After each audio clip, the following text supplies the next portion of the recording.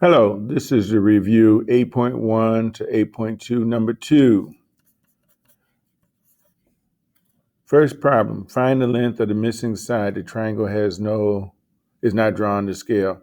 All right, in this problem, if you look, there are no special angles here. So it's not a 45, 45, 90. It's not a 30, 60, 90. So you have to go back to the old way, the Pythagorean theorem.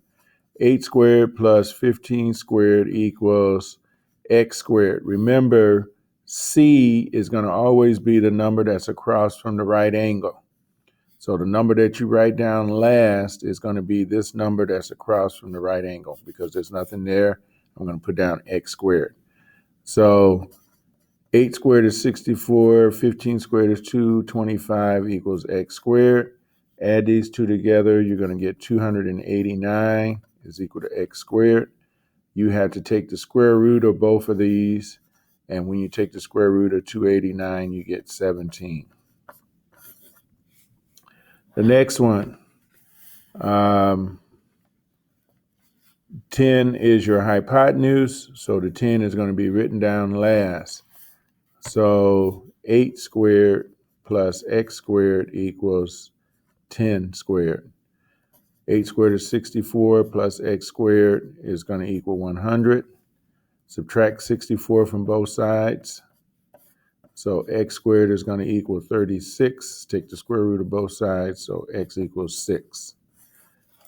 A reminder, once again, if I know my hypotenuse, I'm going to have to subtract.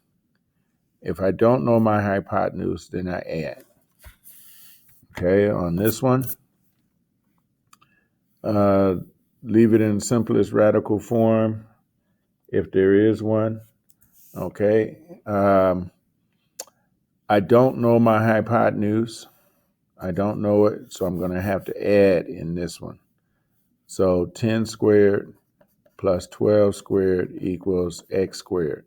Again, whatever number is across from the right angle is what you put down last. So 100 plus 144 is equal to x squared. 244 is equal to x squared. Take the square root of both sides. So 244. Does 2 go into 244 evenly? Yes. 122 times. Does 2 go into 122 times evenly? Yes. 61 times, because this ends in a 1. I know 2 doesn't go into it.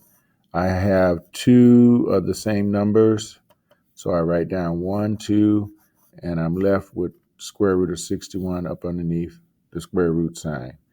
So 2 square root of 61 is equal to x. Next problem. You have to see if it's acute, right, or obtuse.